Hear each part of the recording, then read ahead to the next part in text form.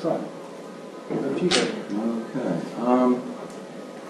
I don't know how many of you can tell from my last name that my ancestors came from these islands here, and I don't believe much in ethnic pride, but I do take some quiet satisfaction in the contributions of the Scottish people to the world, not the least of which is the invention of the world's most popular cuisine.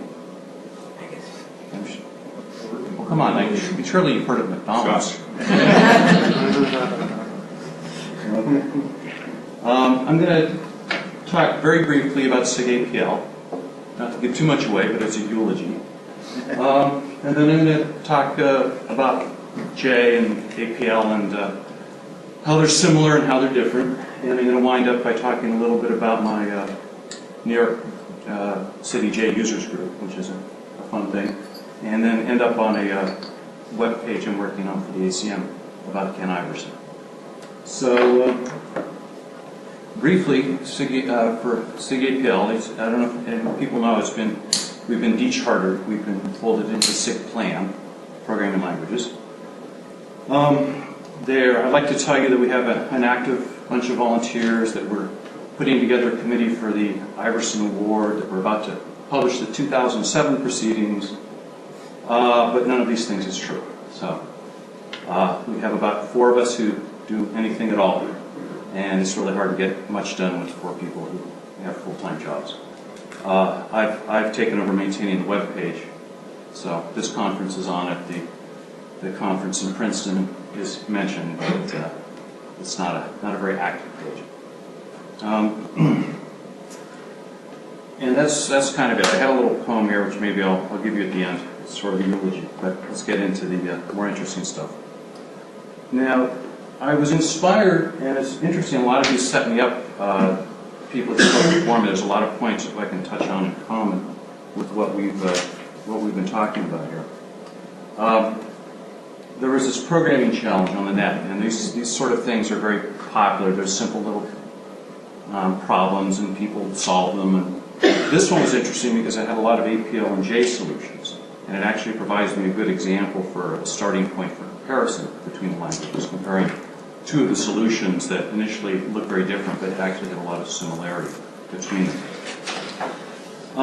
And there's a larger point I want to make about terseness. People see terseness as equal to unreadable, and I think this is a bad thing. And I think there's a lot of arguments out there like this that are to the detriment of array-oriented languages. And one thing we have to do is we have to reframe these arguments. And it's not in a specious way. I think the arguments have incorrect assumptions built into them. And we have to kind of turn them around to show ourselves to a better advantage. And so starting off on the idea of terseness, as you see, just digressing for a second, character problems are not unique to APL. A lot of the solutions posted here, including ones in C#, were mangled by their whatever tool he's using on the web. So this guy had to post his C# code on the side here. And so there's some languages like Perl, which are kind of like APL, and it's easy to play around. And I don't know if I'd want to emulate that, but you see, of course, the C# is several lines of code. The point I'd like to make, though, is the statement of the problem is very, very short. It's 2 sentences in a picture.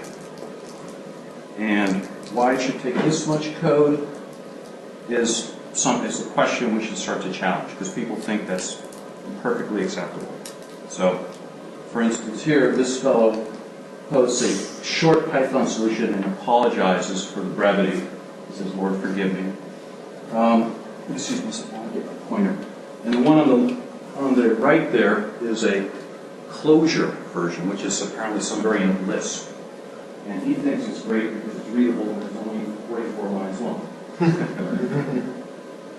So I think that we should try and reframe the argument that 44 lines is a solution for a 2-sentence problem, which isn't the 4-color map theorem or Fermat's last theorem, is probably an inordinate amount of code.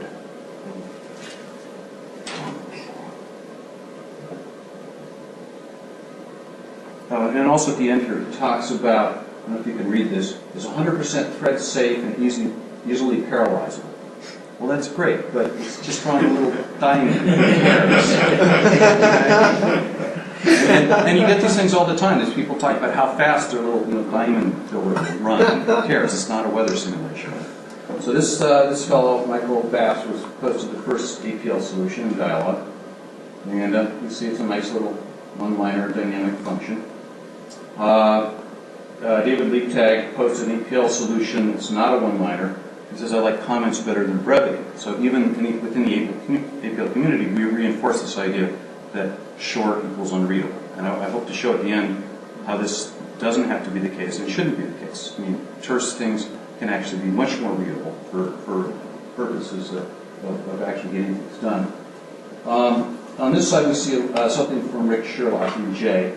And you'll see, I believe Morton mentioned about a domain-specific language. And this is actually a very good technique to bridge this problem between things that are too terse and things that are too wordy. So he defines a first letters, a shape, a horizontal flip, and a vertical flip. And then he builds 1/4 of the diamond and then just reflects it, which is a very APL-ish way to do it. And in fact, that's his code here. And so now we'll look at an APL solution. Actually, this is from Simon Marsden, who just spoke. And when this was like the epiphany for me for this whole talk. Is looking at this APL expression here, and I've been doing J almost exclusively for the past 8 years, and I really like J. But I looked at this, and this is really nice looking. And for me, as an APLer, it's very readable. I understand exactly what this is doing. And he provides a little less terse version over here with some comments. And I don't, it helps a little, but I think the language, this is actually quite understandable. You're finding where the E is, you're padding the spaces by doing takes on with larger numbers, and you're building this matrix, and you're then doing the reflection trick. Essentially, is what these parts here do. Now, the interesting thing is when I looked at Rick Sherlock's code and compared it, I see they're doing almost exactly the same thing in the same word. And I'll take you through this just a little bit. Okay, down here, he's defining the E. He's doing an iota vector with the take, just like you're doing here. One key thing is over here, my slideshow doesn't work if it's on. In APL, you have the each. J, you have essentially a more flexible kind of each. You have a couple kinds of each, which are the ampersand or the ampersand dot. And I'll get into that a little bit later.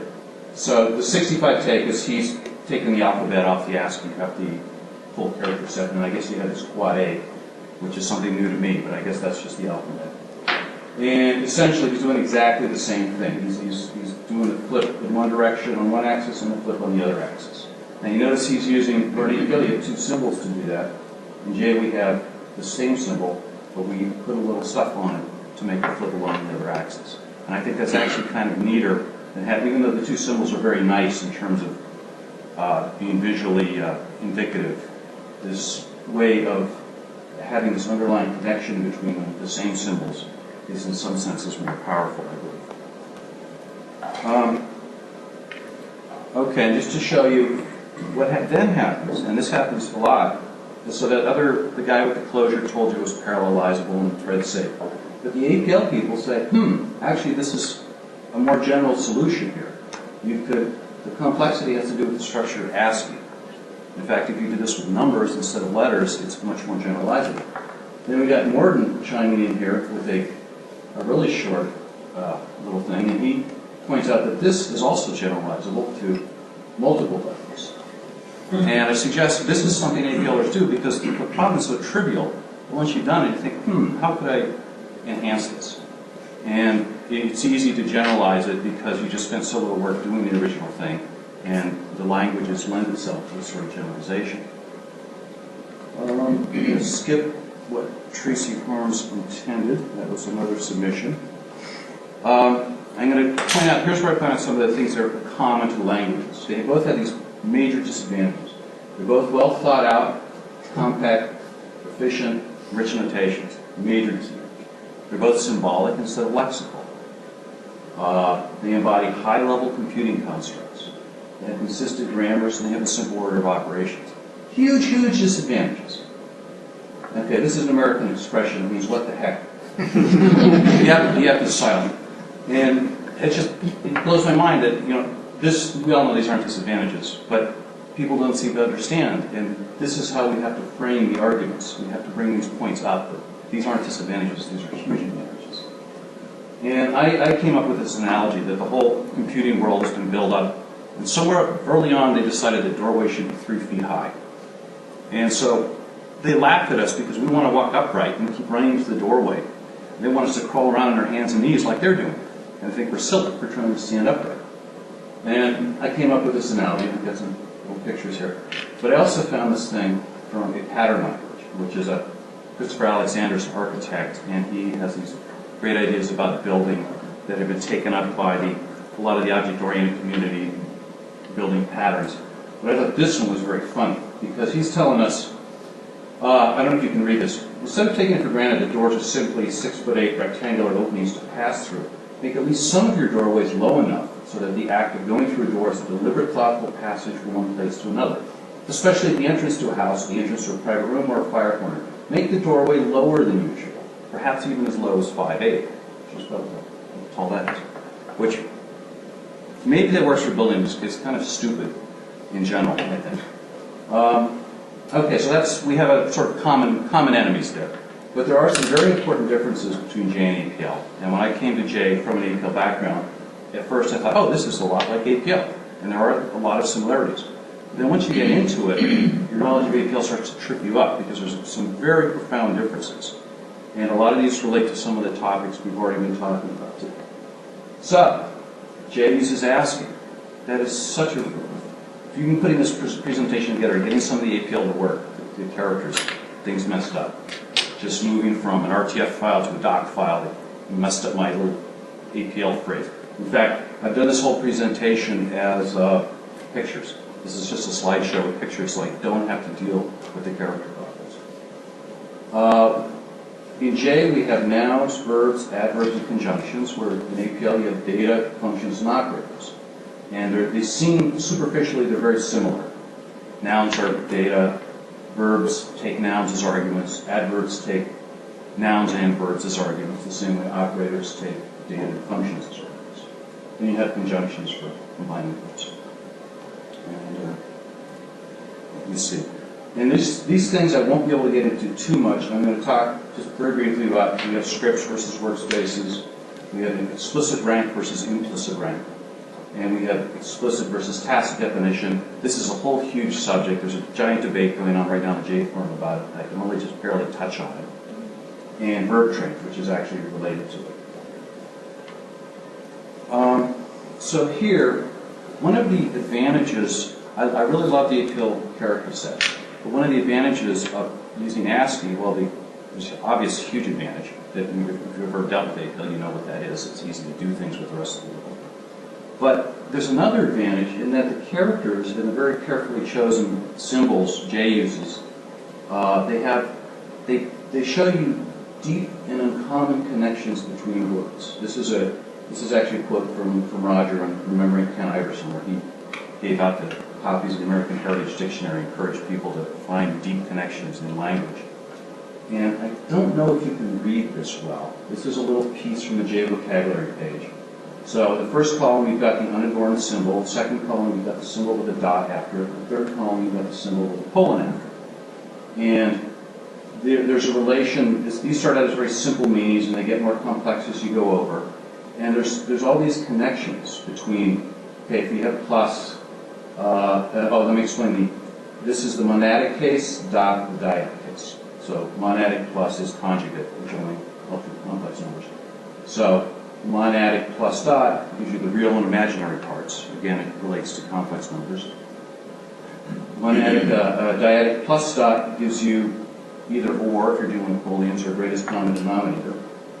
And then over here, the monadic case is double or not. Now for times, you have signum and times, just like you do in APL. Star dot gives you length angle, which is similar to the real imaginary. And dyadically, it gives you least common multiple or and.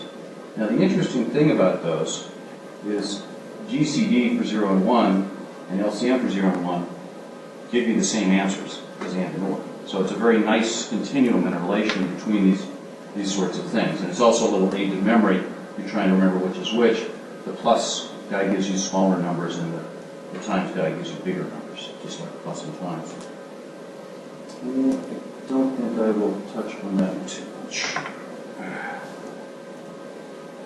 So this is the whole J vocabulary page. It suffers from this layout. It's normally laid out in a portrait. So this is actually the first half here, and this is the lower half. And it's, but this brings up the other problem with symbols, is how do you index them? How do you alphabetize symbols? You can't do it, really. There's no commonly things you can make up new symbols. J has the same problem because it uses symbols. But one way it deals with it is you can fit everything on one page. So you can find the stuff. And there is an ordering. The kind of simple things, here's all the, you start with the booleans, the simple comparisons, then you get simple math, and you start to get more complex math, some more structure-oriented things. The things in bold here are actually adverbs. And so as you go down, you get more complex things, and also as you go across. So I've been studying J for about 8 years. I've been working my way down this table. I'm about here. Here's where I started to lose it. So I think I've been doing pretty well. I've gotten maybe 2/3 of the way through learning the language in 8 years. So people are starting to learn. It kind of gets discouraged sometimes that there's just so much there. But I don't think you should be, because there is so much there. And this gets back to the whole terseness being unreadable. The reason languages that aren't terse are considered readable is because you do practically nothing with a given line of code. There's really not much there. And that's why you read it very quickly. So getting back to the deep connections idea, I'm showing you the APL and the J expression again, and how you have this each, which goes inside boxes and does stuff. In J, you have each. The amper dot, it's a function composition, so you do F amper dot of G. That applies G, and applies F, and then applies the inverse of G to the result. So it's typically used when you want to go inside a box and then back out with boxed items. However, you don't always want to do that. Well, then you can just use amper without the dot. And that applies G and F and your dot. It doesn't apply the inverse of G. So if you want to end up with boxed things, you do this dot. If you want to end up with the non-boxed one, you use it without the dot. So you avoid this disclose, because you really wanted a simple matrix in this case. So you just do it this way. And I think it should be obvious to why sometimes you want box results and sometimes you don't. And this is probably far too complex an example. I mainly put it in because I have a poem by E. Cummings, which is very popular in a lot of the examples in J. And I have it in English and French. And they did a good job of matching them up, but French tends to be a little lengthier than English, so it actually ended up with more lines. So I'm showing you the two poems compared side by side. And then I looked at the length of each one, and you see down here suddenly they diverge. They stuck an extra line in the French because they had to. And also there's a pattern with the spaces in the poem. The spaces kind of go out and come back in. There's a shape to the poem. And here I'm looking where the first space is, and you see the same thing. They jump along in French. And this is just to show you, when I do the expression, I use the amper dot for these first two because I want them to remain boxed. When I'm looking at the lengths and where the first space is, I don't want them to remain boxed, so they line up. So I use just the amper without the dot. And this is some more stuff. It's probably too complex to go in, but there's this whole notion of cutting things, which is very powerful in J, and I use it all the time. Okay. J uses scripts rather than workspaces. And this is the start of something I wrote. It's when you're in Manhattan and someone gives you an address on an avenue like 780 Broadway, and you need to know the cross street. And there's a formula for looking it up, but it varies by avenue. And it's in the phone book, this little table to use it. So I just put it in the program. And just to show you a couple things. So this is a text file, and it has some, all you see here are variable definitions. There is an equals dot is a local assignment that gives you a local variable. See, J doesn't have a header on functions. Like, you don't have this prototype thing. And it actually works out very nicely. without this whole header discussion, kind of goes away. You have some restrictions, but it works out fine.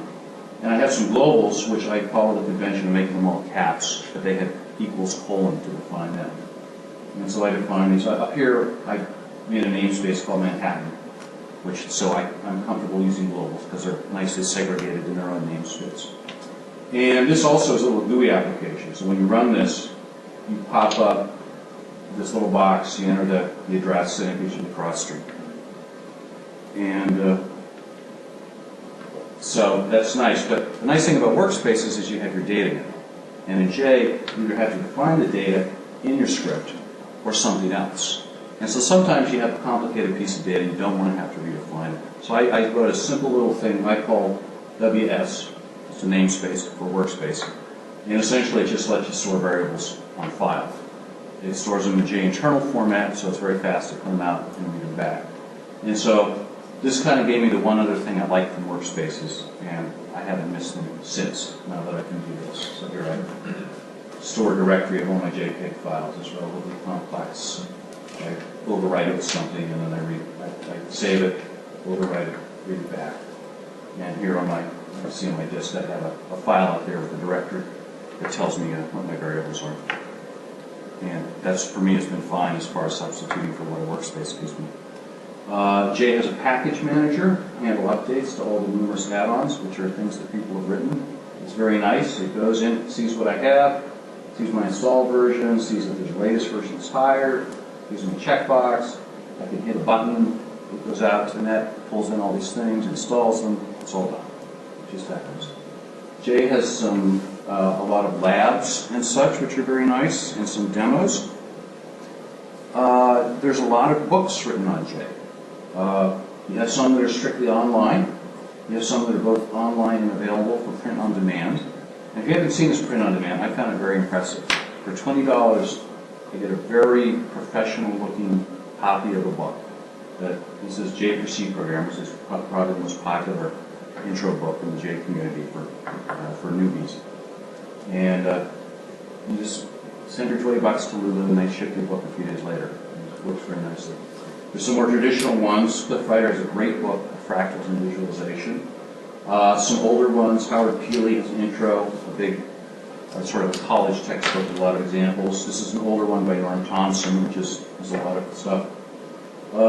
There's a list of books on the website, and there's lots of demos. And I was, how am I doing on the time? Okay, so I'm gonna skip showing you the demos. I can show you to you later. That's why I put the slide here. But there's this cool OpenGL, and the great thing about it is all these 3D figures you see here, you can move them around in real time.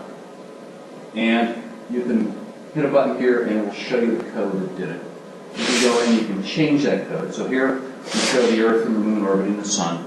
I went in and changed the size of the Moon to be really big, and I just click the button and rerun it.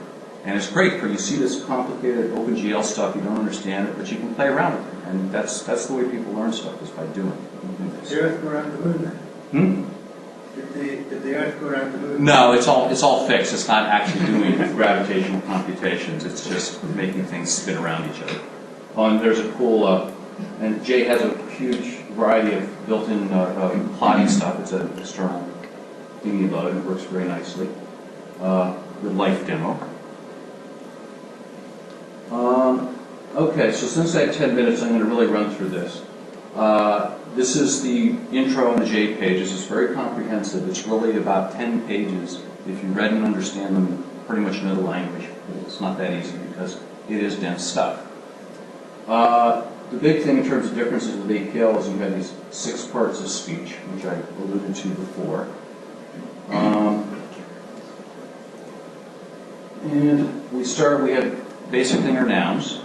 I just briefly, again, I can't tell if you can read this. So J has complex numbers, has rational numbers, so I can do 1 R3 to get a third. And it stores it as the numerator and the denominator, and has ways to move back and forth between. It has extended integers, so here I did 2x, which tells me 2 is extended to the 100th, and it gives me all the digits of 2 to the 100th.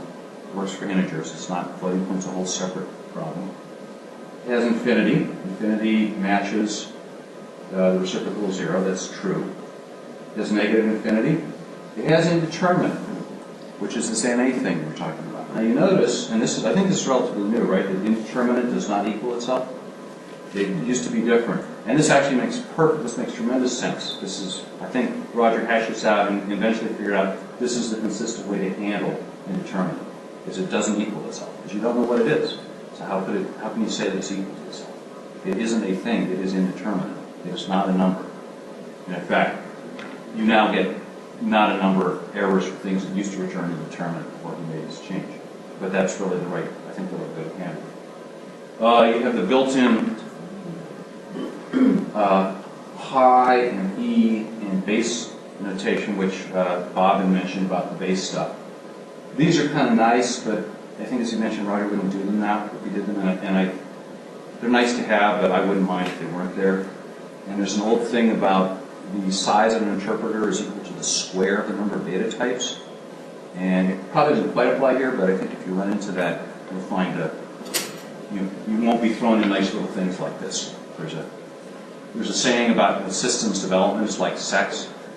They make one little mistake and you support it for years. So we go through nouns. We have verbs, which work with nouns. We have adverbs and conjunctions, which take nouns and verbs. Comparatives, I won't go into that. Parsing execution trains. This is the huge, huge difference. And this is the hard part to understand. This is where it's extremely different. When you have an isolated sequence of verbs, they turn into a hook or a fork. It's a new way of combining functions. It's actually not a new way. Let's see, do I have it here? Yeah. I'm just going to skip ahead here. This is because, okay, for years, Ken strove to find a way to write F plus G, like you do in calculus. Just add F and G. And essentially, trains let you do that. And it's a complex thing. It also, it gets around a bunch of this header stuff as well. Actually, since I'm talking about trains, I'm a little out of order here. Just to show you, so if I don't put parens around my three verbs, it gets evaluated right to left, just like APL. So these are monadic, because that's how it gets evaluated. If I separate them, it turns into a train. So it turns into this, I've got F, G, and H, say. So it applies F with both arguments, it applies H with both arguments, and then it puts G in between them. And this turns out to be, you see, the problem with stringing things together like this, they're pretty much all monadic functions. If you want to have dyadic functions in there, you have to have a way of doing it. And this lets you essentially have the dyadic functions magically happen. And it's a really profound difference with APL. And it turns out it's hard to get your head around, but it turns out to be very useful. Well, here's just a thing on the whole terse versus readable. Well, I could make this expression more readable by assigning names to everything. Okay. However, I could go nuts. I could assign names to numbers too, right? I mean, those are like symbols. But no one ever thinks of that. Like, well, no, you wouldn't do that. Well, then why do you need names to, Because using the symbols and having these rules around them allows you to do a lot more interesting things. And it seems simpler to not do it. But so here I'm going to try and give you a brief idea of the power of a compact notation. I'm preaching to the choir here. This blew my mind when I saw it. If you were in Montreal, you saw I talked about the same thing. This is a Newton-Raphson iteration here for finding zero of a function. That's the whole thing. It's a 1 colon tells me it's an adverb. So it takes the function you're finding the zero of, this adverb and an argument, and it iterates and gives you the next best approximation. You apply this with a power conjunction, which is a hat colon, and the power conjunction takes a numeric argument saying, apply this function, take its result, feed it to itself, and keep doing that. And you can do that a set number of times, or you can give it an infinity argument, which means you do it until it converges.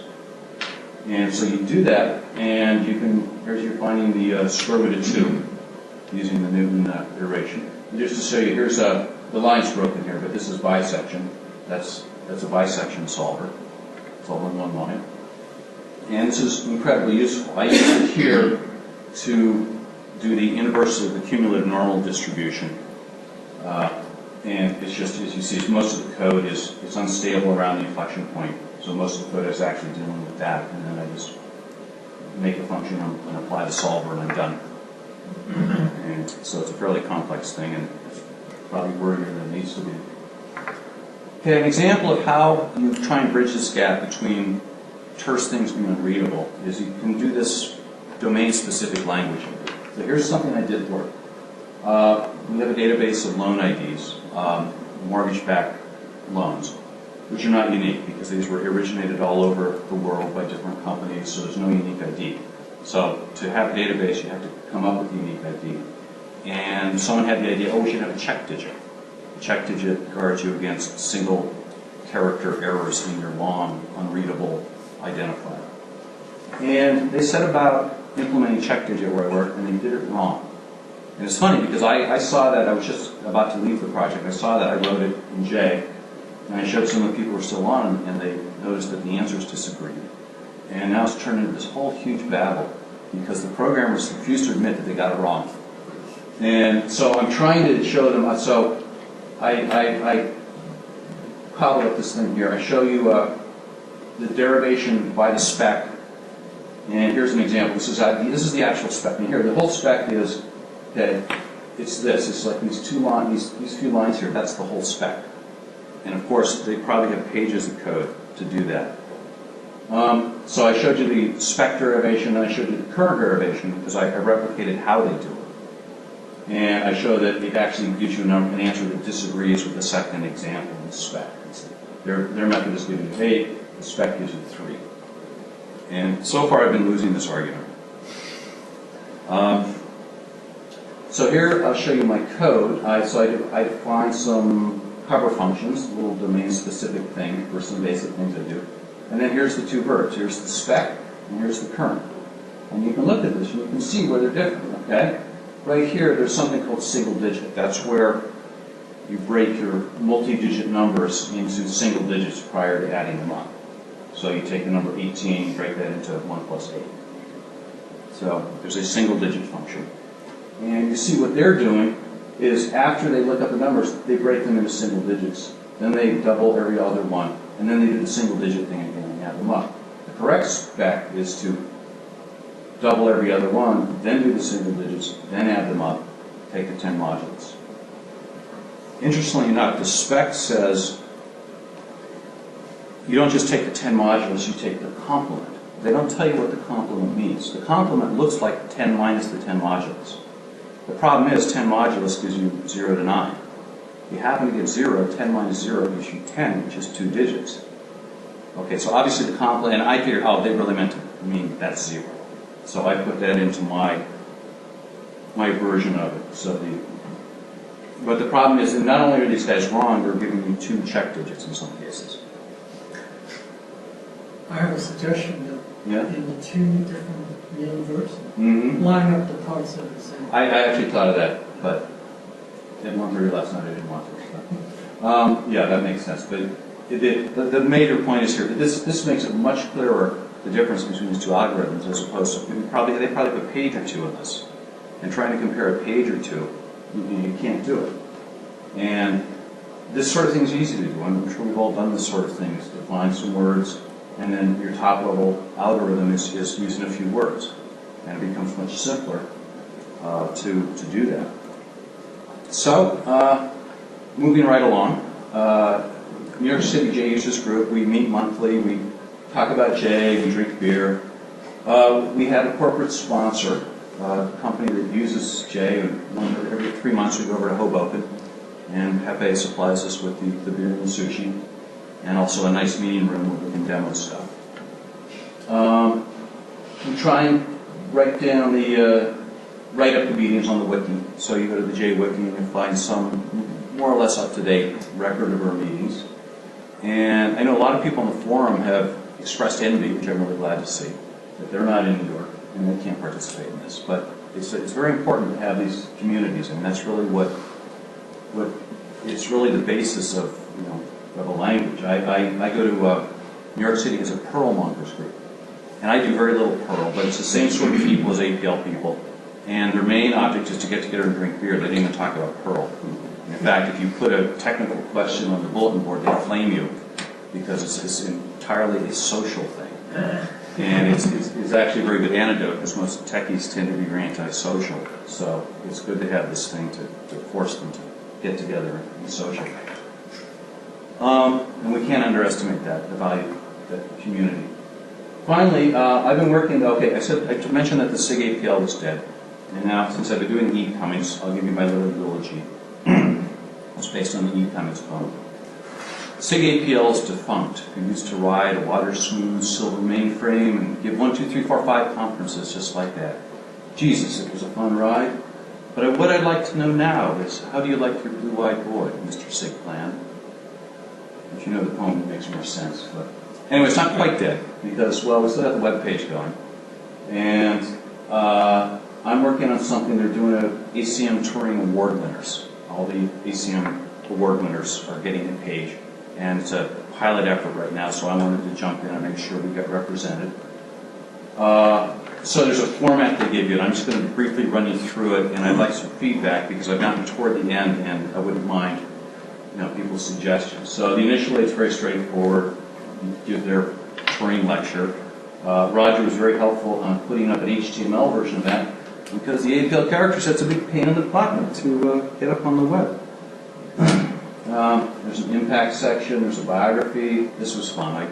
I cribbed a lot from a lot of the online stuff here. There's a contribution section. Now, I've spoken with Morton about this, and he had a very interesting idea. This is, what did APL contribute to computer science topics? So any of the themes are kind of in order of most to least important. So I had theme 1, notation is the tool of thought. And I think that is it. The idea of generalized array processing, the symbolic programming. There's a guy named Neville Holmes who's written an essay called The 7 Great Blunders of the Computing World. And one of them he mentions is going with a lexical rather than a symbolic idea of computers. And I think he makes a good point. Interactive programming. It's amazing how clumsy interactive things, people see, except for like MATLAB and R, people haven't picked up on the idea of an interactive environment where you type in something, you get something back. It's powerful. And theme 5, this is one Morton thought you'd be first, you might be right, making the power of a computer available to non-programmers.